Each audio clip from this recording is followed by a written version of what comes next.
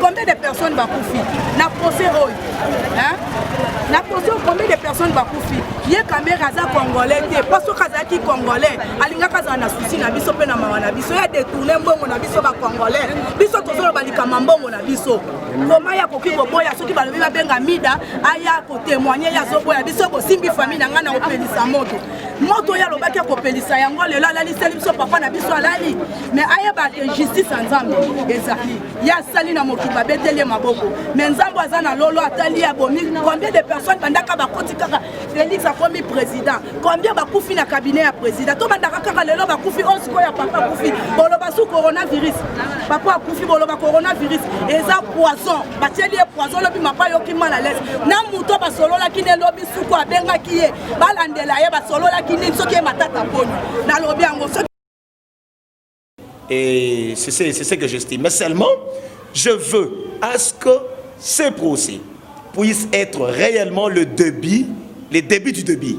Donc le début d'un état de droit, le début de la franchise dans l'appareil juridique, et aussi dire à ceux-là qui vont venir demain à ne pas avoir peur de la mort. La mort, on vit avec. La mort, il faut vivre avec. La mort, il faut faire avec. Oui.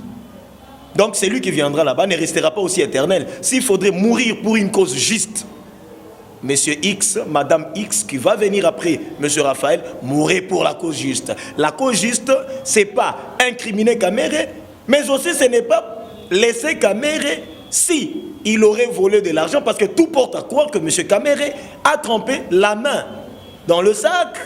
Toye bibino makambo. Toye bibino. Bino bolinga ka busolo te. Bino bolinga ka busolo te. Yeyo alaliti. Alaliti.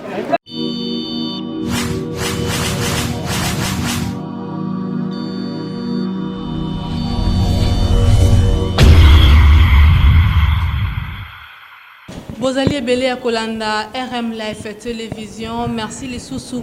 Nandenge, vous êtes très fidèles. Alors, la presse.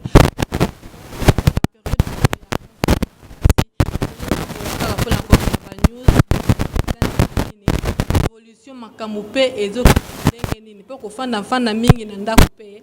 Et ça peut malamuté parce que Tokozwa, nous c'était Tobate Makamouza Nengenini. Alors, Congo démocratique République Yakobungi Sabatu Ebele Nangonga Muke, qu'est-ce qui se passe?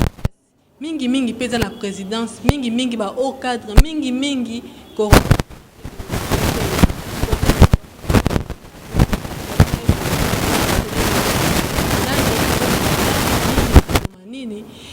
le loto kiti awa sur terrain lisusu pona kosolana analyste na biso assez atika biso mwa kala kasi le loto zongi lisusu poto so na maître Jimmy maître Jimmy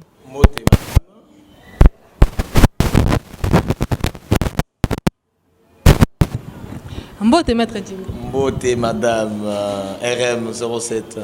Vraiment esengo mingi tango to kutalaka na yo poto sa ba analyse oyo ya mboka Congo bonne santé. La santé vraiment ezali malamu na rythme ya confinement mais tozali ça va.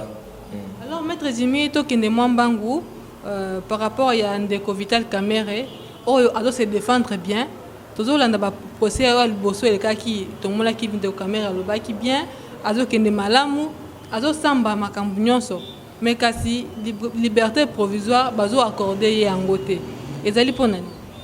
Ok, merci beaucoup madame pour na mutuna wana. Mais nakosepela moi muke moi mingi to ezala un peu bilingue hein? Moi français muke pour parce qu'il y a des mots certains mots techniques ou ezosenga to koloba ngo pe na français. Bon, à ce qui me concerne, moi j'estime que à ce stade, il ne serait pas bien de pouvoir faire même un procès ou déjà arriver même à la fin de la procédure. Vous savez, madame, Monsieur Vital Kamerhe n'est pas n'importe qui dans ces pays. C'est quelqu'un qui a beaucoup travaillé dans ces pays. C'est vraiment un homme d'État. Mais biso tozolo ba que procès oyo ezali malamu pourquoi ekolakisa biso ya solo soki ezali état de droit oyo biso nyonso tosengaka yango depuis kala uta kala to ezali kaka état ya ba faible bazala capturé par ba grand. Par rapport à l'audience ya liboso nga personnellement nalandaki yango vraiment malamu, c'était sur le plan de la forme. Ils n'ont pas attaqué le fond. Dans l'audience, vraiment, ils ont attaqué le fond. J'ai vu, ils ont vraiment attaqué le fond. Mais déjà, dans l'audience, c'est Liboso, liberté provisoire, mais pas qui hein? Oui, au moni, madame, opportunité à poursuite est à la canesse aussi. Ils allaient yote, ils allaient ngaïté. Bangonne bazana ba élément nyonso, o ezotinda bangomba ko motiver, ko boya liberté provisoire, to kondima liberté provisoire. Vraiment côté wana nga nazalité. Mais néanmoins, nazo ko réfléchir moi muké par rapport à la liberté provisoire. Oloouti olobasiko ya monaki ndeko Vital Kamerhe à Sambi Malamu. Non, mais le problème c'est quoi? Il faudrait faire la différence des choses. Il y a la différence entre très bien parler français et aussi parler français tout en étant dans la fausseté.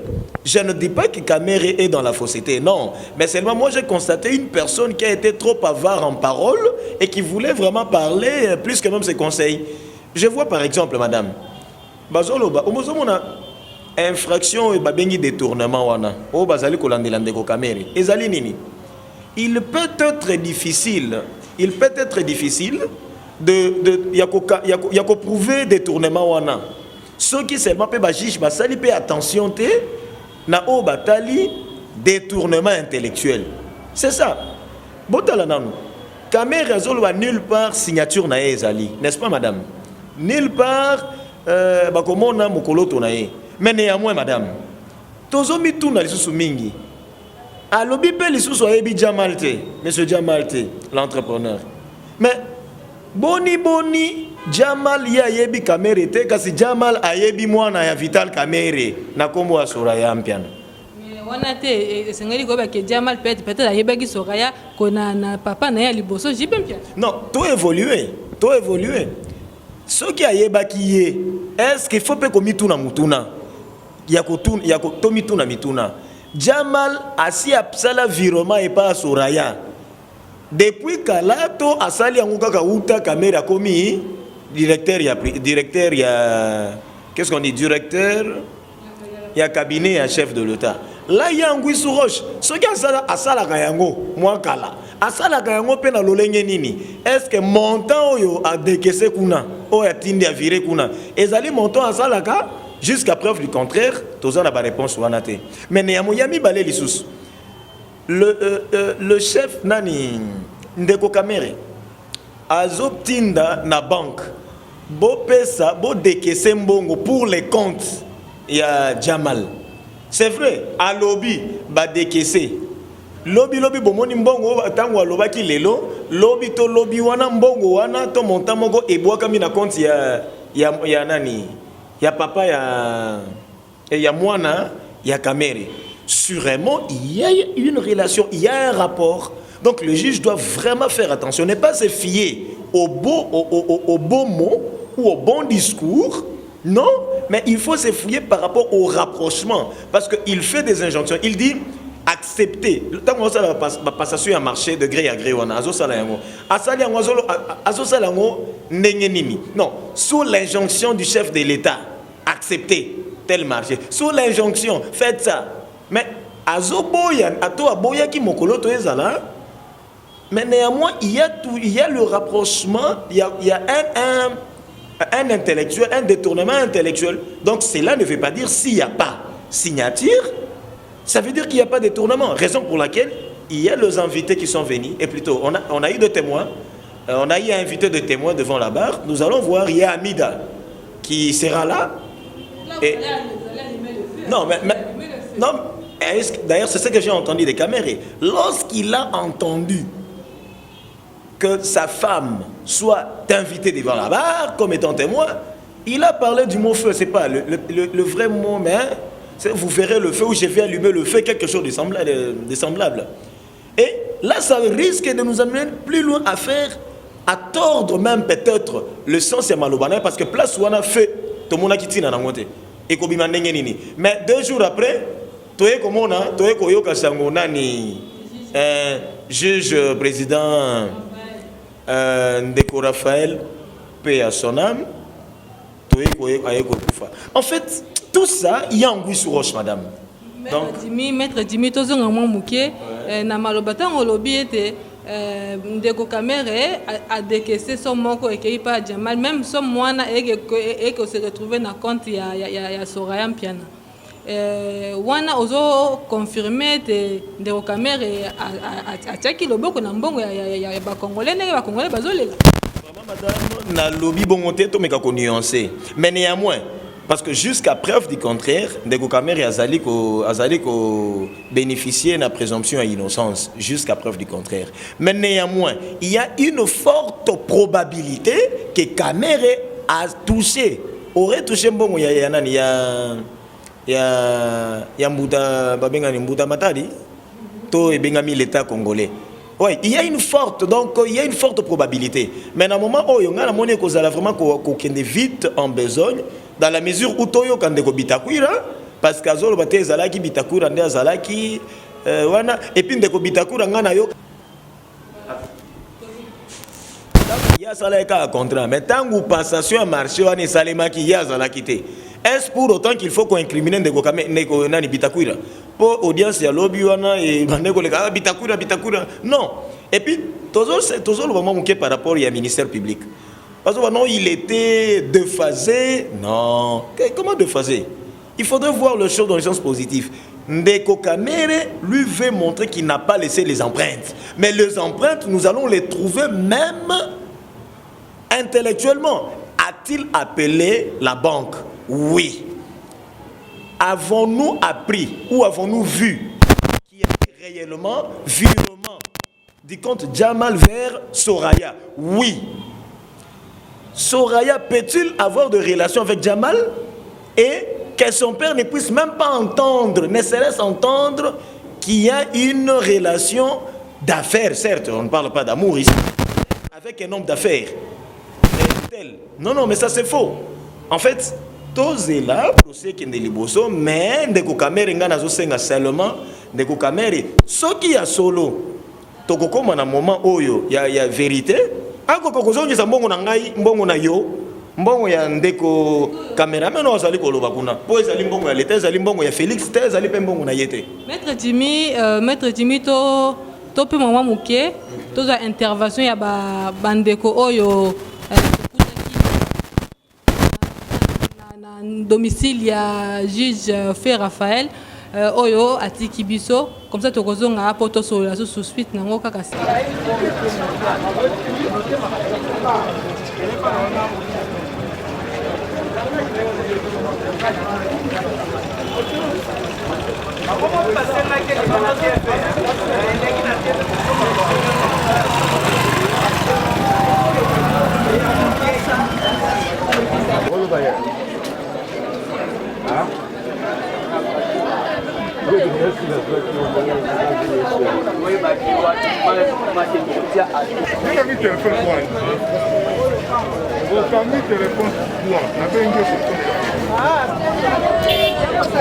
sikoyo biso sikoyo tolobake na mboka oyo seke bato bakokosambisa bato te soki moto asalima te moto soki alobi vérité fo balanda kaka koma ye papa na biso akufezelo mosusu te eza foison Kamere ntango azosamba nanga jina alobaki nini alobi so bobengi Amida na kopelisa moto ye Kamere alobaki akopelisa moto nini ya kopelisa moto ye alobaki akopelisa alobi lundi lelo mercredi papa na biso akufi toloba nini sika wana toloba nini biso totindaki caméra yiba mbongo te caméra yibaki mbongo mpo bando tia biso mal à l'aise te banda na procès na ye combien de personnes bakufi na procès oyo na procès combien de personnes bakufi ye caméra aza congolais te mpo soki azalaki congolais alingaka azala na susi na biso mpe na mawa na biso ya détourne mbongo na biso bacongolais biso tozoloba likama mbongo na biso koma ya koki koboya soki balobi babenga mida aya kotémoigne ye azoboya biso kosimbi famille na ngai na kopelisa moto oyo alobaki akopelisa yango lelo alaliseli biso papa na biso alali mais ayeba ke justice ya nzambe ezali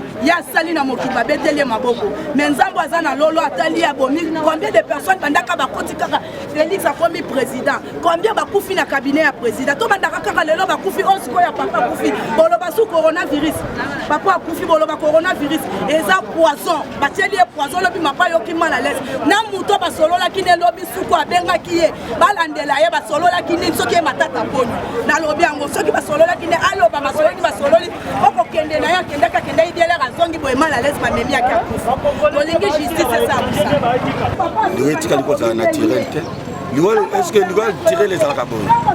Comment? Moutaza en pleine action, azosala, azo défendre mboka na justice. Justice, la Bible nous dit que la justice élève une nation. Batomo Sousmalobi, ezali coronavirus ité. Faut mokonzaza qui joue wana lundi devant la barre. Na masque nae, mais masque banaki ko kita. Est-ce que papa zo ki coronavirus té? Coronavirus c'est bon makamutu na 2 jours 3 jours. Botaka 14 jours il y a quarantaine points. Pour observer mutu la état à mutu. Bongo mutu nazaki na quarantaine té, il y a coronavirus c'était ça 2 jours 3 jours. Même à Tobaza en Europe, bakufi na 2 jours 3 jours na coronavirus. Coronavirus c'est son attente. Et que na mutu na comate. Oh mort si bitu bobenga coronavirus. Et a kanisa ki azaye moko. Abani ko se prendre abinzambe na tikalinga moko na mokili. Babani. Zambalo bike na sana réserve il y a 7000. Est-ce que baji basili na mboko? Caméra zo kanisa kasa vomi moko. Bangono swasili. Facilité. Réserve Zali. Yozo kanso bomi bimité. Ti justice nana. Omoni vérité ya kana mo na escalier comme. Mais le côté ya kana ça sert. Ori ko sala manégas nyonso. Obomo bomi. Mais suka yondo ko kini. Caméra ko sala save.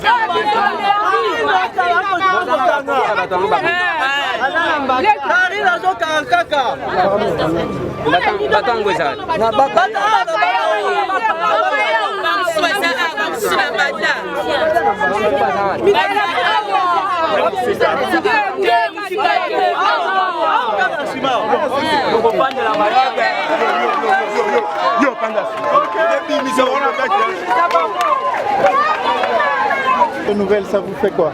Ça nous dérange énormément parce que c'est une nouvelle qui ne concerne pas que la famille biologique du juge, mais ça concerne toute la République.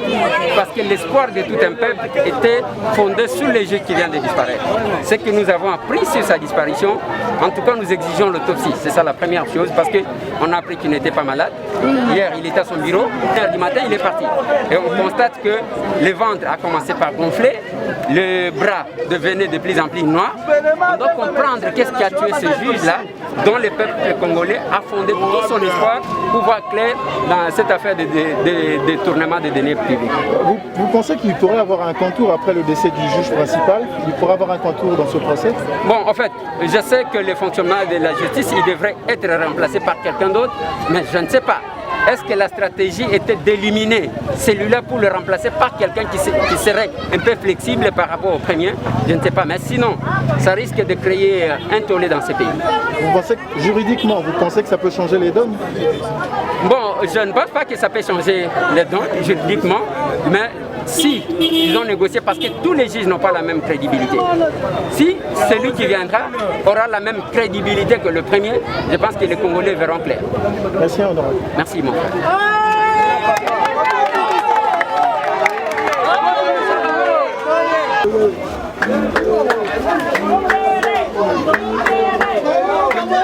Commandant. Tu prends des images.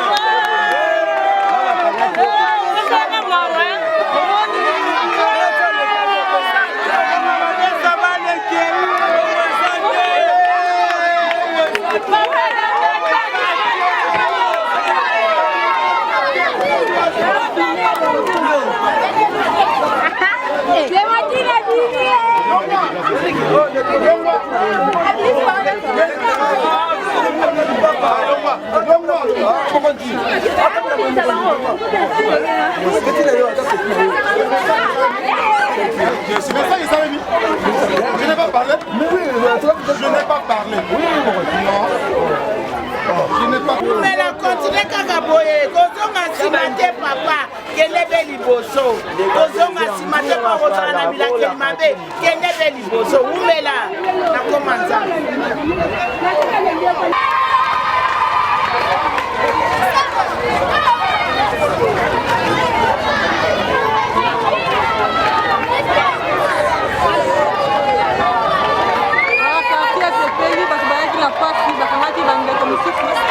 libéré bango voilà parti sepeli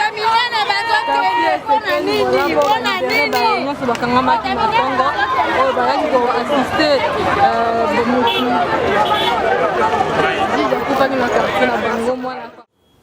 Voilà, tozongi na plateau, Orzi X Nuance, osengaki ebongo to mona Maître Jimmy.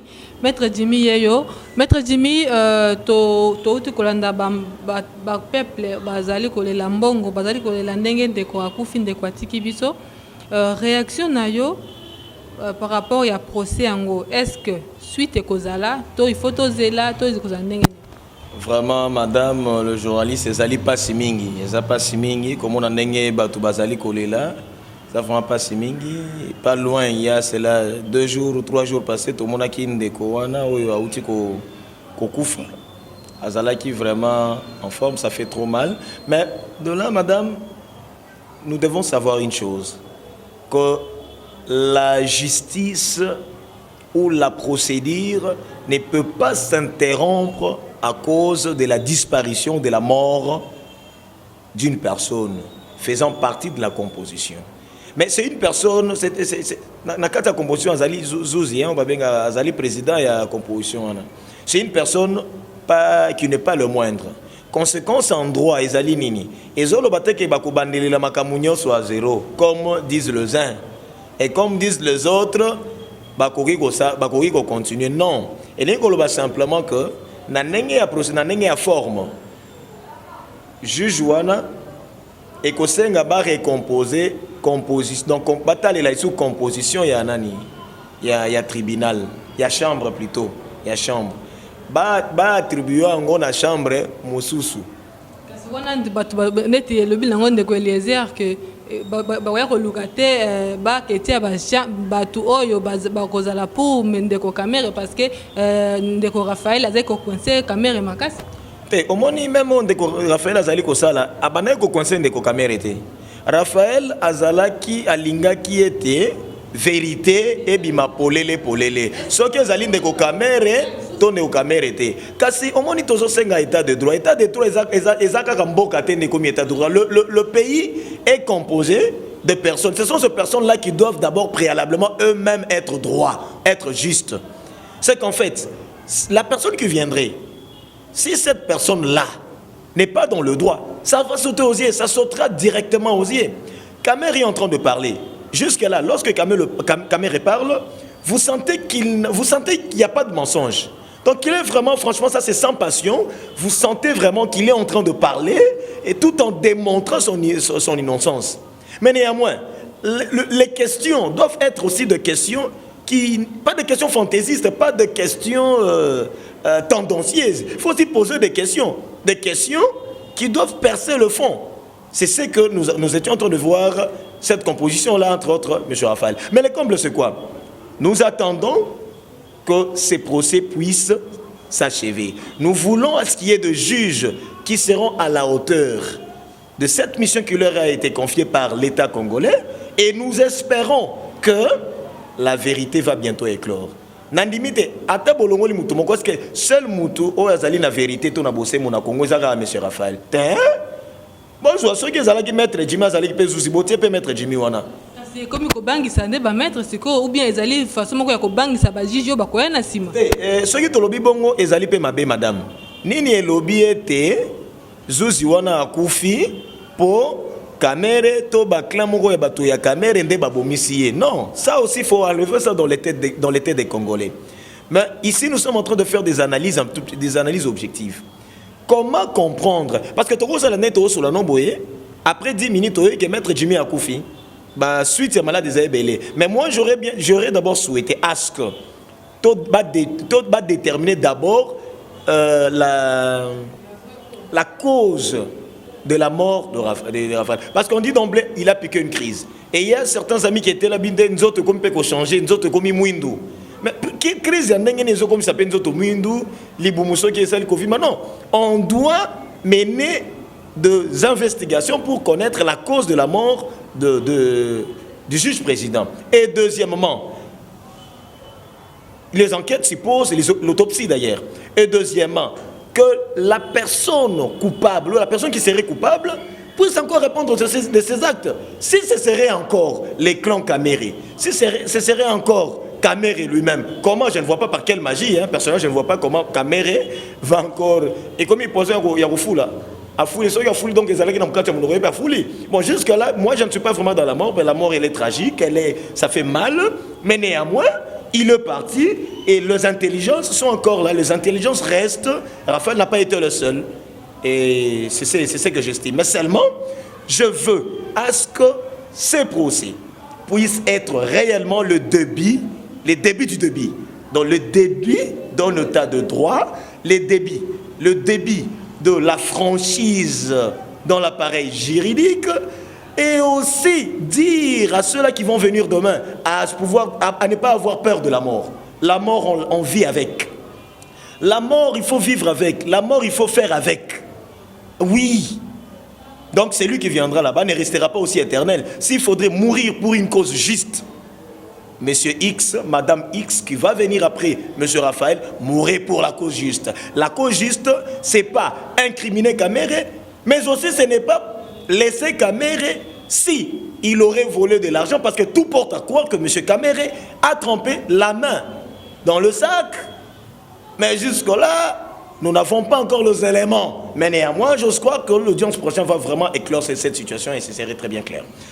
Nalingna lobande moi muke na bikotuni mutuna na tezalai par rapport ya ndeko oyo azalaki vice-président ya Assemblée nationale ndeko Kabund na kolinga ete disloa de Kabund to le bilango dans 2 jours awa comme ça toko ça il a ngopé yango moko da émission spéciale pour na bagnon sopo il faut peut-être avoir intervention na base ya IDPS. OK, merci beaucoup. Na kozela yo vraiment to lobela yango makas parce qu'il y a vraiment de choses où yo tozo comprendre malamuté.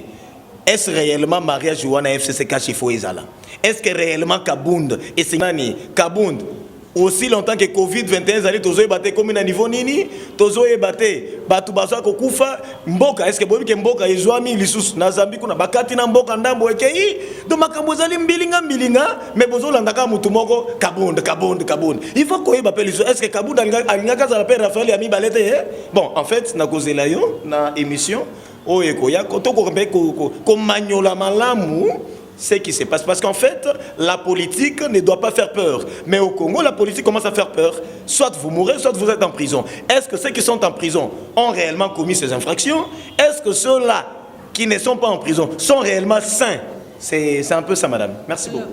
Merci, Nabayo Sobalandi. RM Live Télévision, La Voix d'Afrique. Beaucoup de gens. Merci. Maître David Enzo Stratakoch, merci Nabino Nyonso.